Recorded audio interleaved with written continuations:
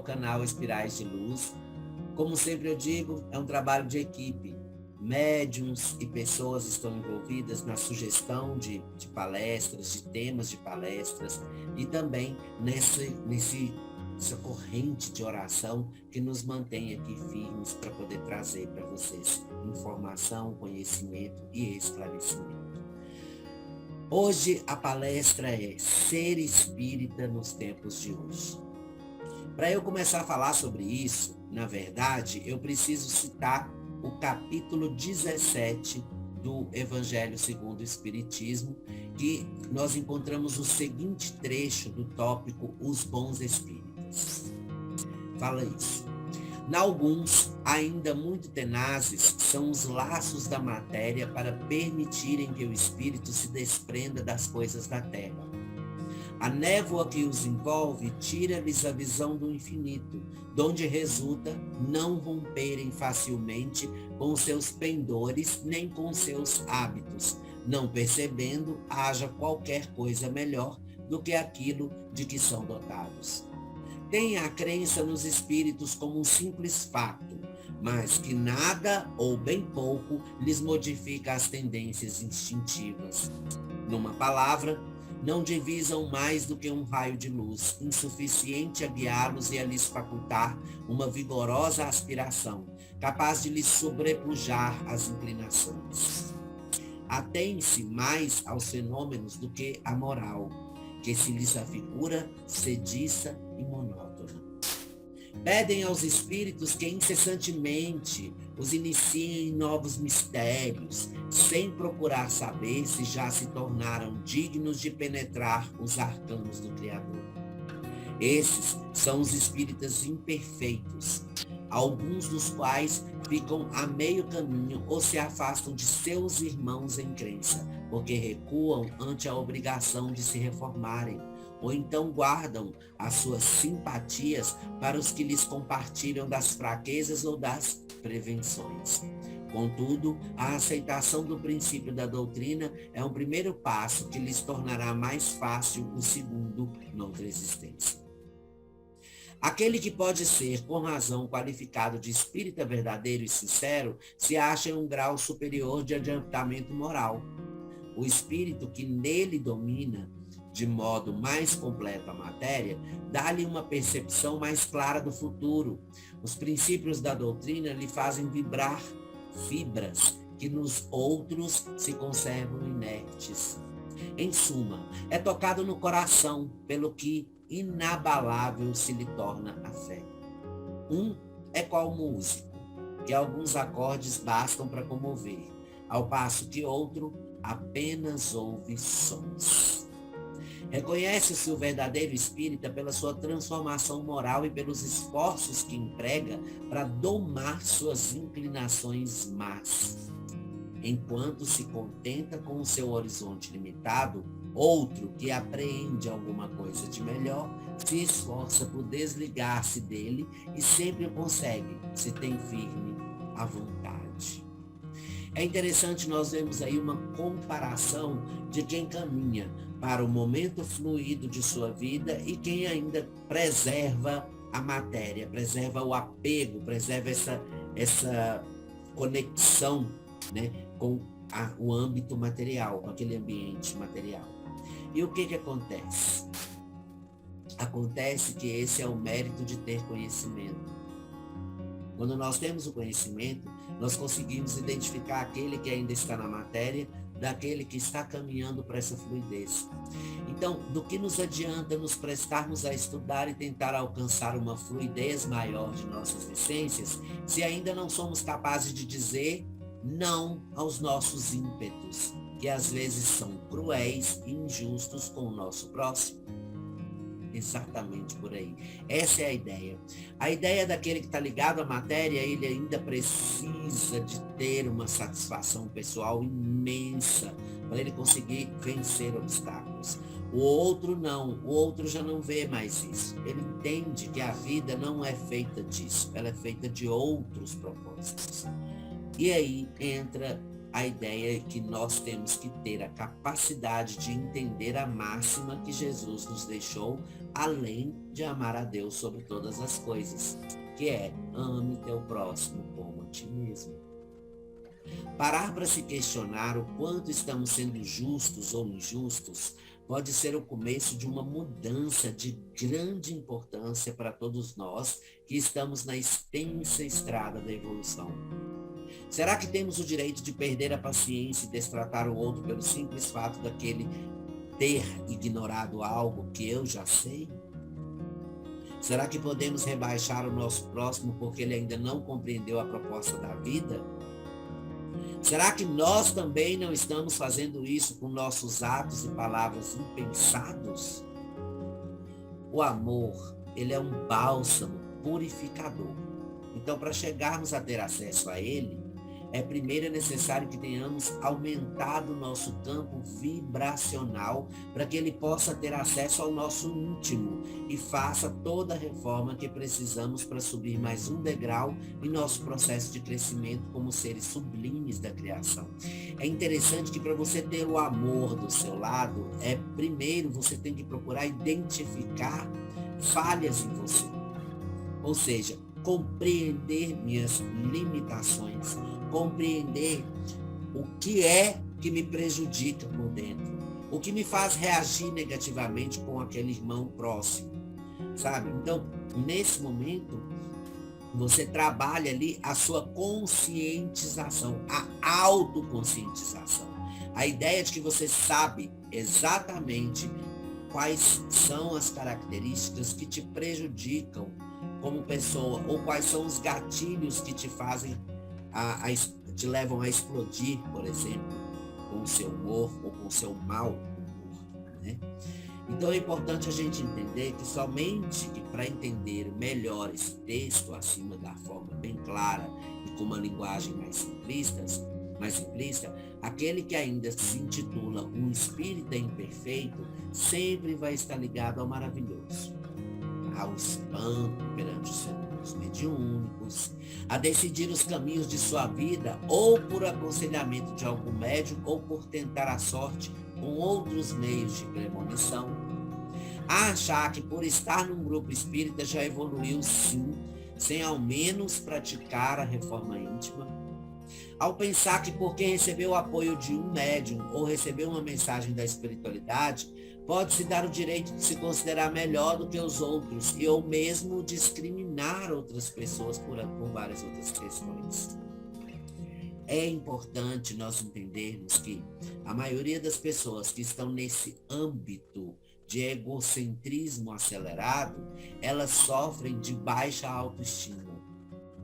Elas sofrem de problemas que elas consideram não suficientes para a personalidade dela. Eu não sou tão bom quanto eu deveria ser, né? Eu não vejo isso, eu não vejo aquilo, mas quando ele se depara com um semelhante a ele, em vez de compreender, de trabalhar a compreensão e ser paciente, o que ele faz? Ele ataca. Ele ataca aquela pessoa, ele desfaz aquela pessoa, ele constrange aquela pessoa. E aí, nesse momento, é a hora que você vê que a falha desse ser, ela é toda trabalhada em cima de uma personalidade não real. Então, ele finge muito com você aquilo que não é. Quando ele se depara com a situação, ele mostra quem ele é verdadeiramente. Justamente porque ele tem a necessidade da matéria. Uma ligação forte com as coisas materiais. É muito difícil para ele abrir mão disso. Agora, enquanto que o verdadeiro espírita está caminhando consciente, que ainda é dotado de imperfeições, e que vai ter que se esforçar ao máximo para não destratar, ofender, magoar, julgar e até mesmo pensar que pode sentenciar o outro por qualquer motivo que eles considerem mais evoluído, o que ele vai fazer? Ele vai assumir os próprios erros. É diferente do que o espírito imperfeito, é aquele que não vai assumir que ele está errado, ele vai recriminar, discriminar, incriminar, jogar a culpa no outro. O outro, vai receber aquilo, se ele tiver num patamar de evolução, ele vai falar assim, nossa, eu não vou responder de volta, eu não vou corresponder a esse insulto, porque senão eu vou render isso para coisas piores. E o outro se sente, o que está materializado demais, ele se sente ofendido, porque ele quer uma reação. Ele está fazendo aquilo para provocar uma reação.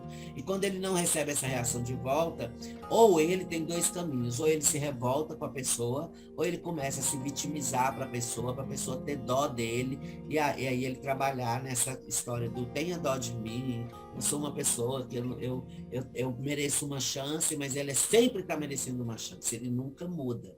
Justamente porque nós somos tendenciosos a passar a mão na cabecinha daqueles que nós temos uma certa simpatia, né? Então, nesse momento, a gente tem que ser muito consciente.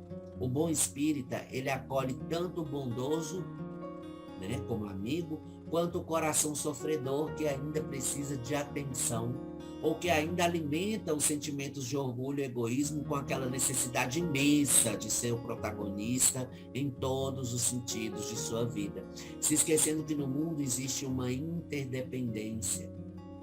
Se você quer ter a atenção de alguém, você recebe essa atenção, você também tem que dar essa atenção para o próximo. Quando você desvincula essa atenção, você está mostrando assim, oi, eu estou no comando e você deve obrigação a mim, ou eu sou egoísta e não estou nem aí para você. O bom espírita, gente, ele sabe recuar, pedir perdão e perdoar. E ele se esforça por aprender mais e não se envolve com uma vitimização para justificar qualquer que seja o processo que ele está passando para a sua própria evolução. Então, todos que estão nessa vibração de luz, eles passam a amar, a silenciar, a respeitar o momento do outro que ainda não compreendeu, que não estamos aqui para discutir as vantagens próprias, mas sim para lutar e enraizar o benefício coletivo, onde todos vão sorrir uns para os outros, sem guardar mágoa ou mesmo alimentar aquela gota agressiva que trazemos em nossas raízes primitivas da essência. A gente já partiu, a gente já saiu dessa selvageria, a gente já saiu do primitivismo, nós não vivemos mais como pessoas que têm que agredir o outro para poder gerar uma justiça. Essa justiça, ela pode ser uma justiça mais intelectual, mais consciente, não deixa de ter uma punição, mas é uma punição de teor social não agressiva, apesar de que ele se sente agredido. Olha, se você olha para o lado de um advogado e para o lado de um criminoso, um advogado não de defesa, de acusação, um advogado de acusação e um criminoso, você vai ver ali os dois lutando para provar que o outro está errado e o outro vai estar com o seu advogado de defesa tentando provar que ele é inocente. Quando a pessoa é inocente, você nota que realmente aquele processo não tem lógica, mas quando a pessoa não é, a história é outra. Você vê que aquilo dali é uma briga. Aquilo dali é uma briga. Infelizmente, as leis, né, dos seres humanos, elas geram brigas, elas geram essa desavença, porque é um querendo a verdade e o outro também. Todo mundo quer ter a razão. A paz, para eles, é o acusado ser condenado e preso. Aí isso para eles é paz. E aí a gente vê e se depara, na verdade, com um processo social, uma constituição social que não favorece a mudança daquele que está preso. Pelo contrário, ele une esse ser com outros seres, com um teor vibratório baixo, que vai ajudar ele, talvez, a escalar essa escada, essa montanha de desavenças, de tristezas, de infelicitações, de coisas ruins acontecendo o tempo todo. Então, é como se fosse uma cascata isso, né? Gente, nós temos que trabalhar esse primitivismo nosso, de querer que as coisas sejam vingadas. Olha isso que eu estou falando para vocês. É muito importante entender. Muito.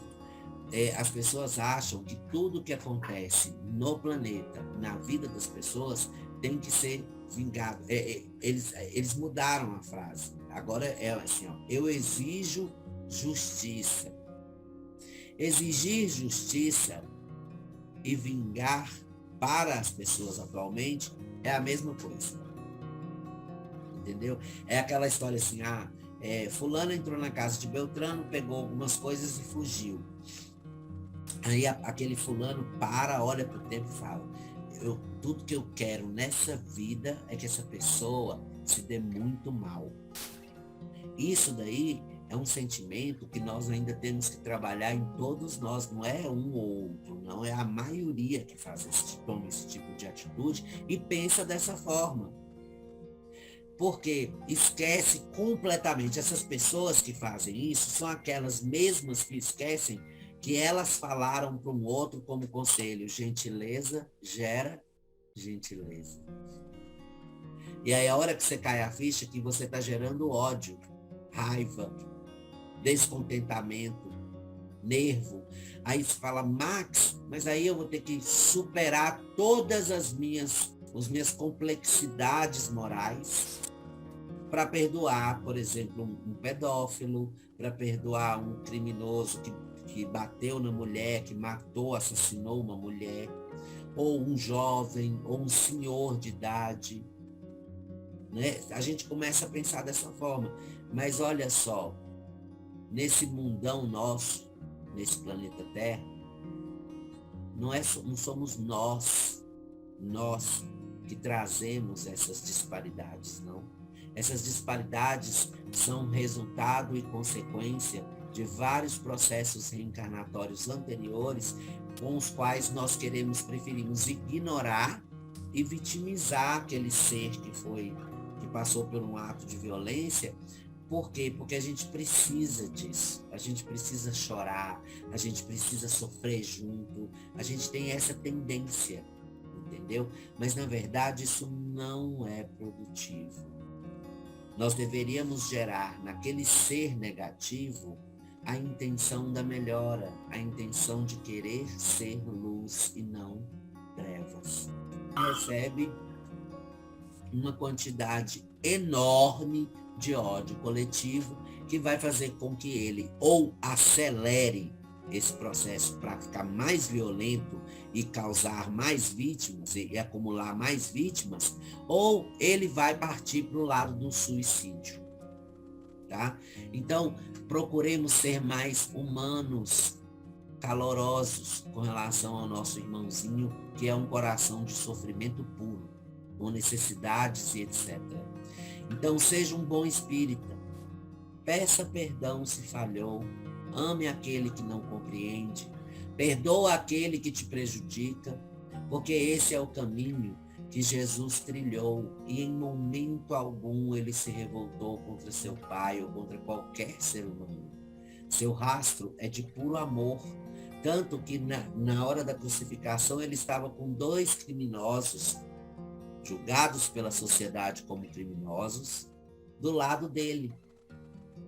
Então, ele não fez, olha, aquele é Jesus, ele é Jesus, o rei dos reis, ele tem que ser crucificado numa cruz de ouro, com prego de ouro, com uma roupa de ouro. Não, ele estava nas piores das condições possíveis. No entanto, humildemente, ele levantou o seu olhar para o céu, para o seu pai, e disse, calmamente, com todas as dores, Pai, perdoa-lhes, eles não sabem o que fazem. E essa frase, ela continua ecoando na nossa realidade. Para todas as pessoas que estão nos governos, as pessoas que têm poder de decisão, as pessoas que influenciam na vida das pessoas, de outras pessoas. Pai, perdoa-lhes, eles não sabem o que fazem.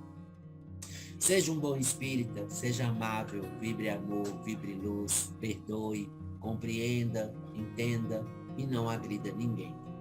tá? De forma alguma. Apenas ame. Porque quando você fizer isso, você vai entender o quanto é leve e sublime essa tarefa. Eu acho que ficou muito bem explicado, acho que eu não preciso nem avançar mais tempo, nem ficar preso a mais tempo aqui, porque eu acho que está bem explicado para vocês esse tópico do Evangelho, onde nós temos que ser realmente bons espíritas. Não é acovardar a sua vida, mas é aprender a implantar o amor e gerar amor, porque amor gera amor. Gentileza gera gentileza. Amizade gera amizade. E evolução gera evolução. É esse aí que é o ponto principal de nossos estudos aqui, para trazer para vocês informação e clareza. Segue a gente no Facebook, página Espirais de Luz, curte lá.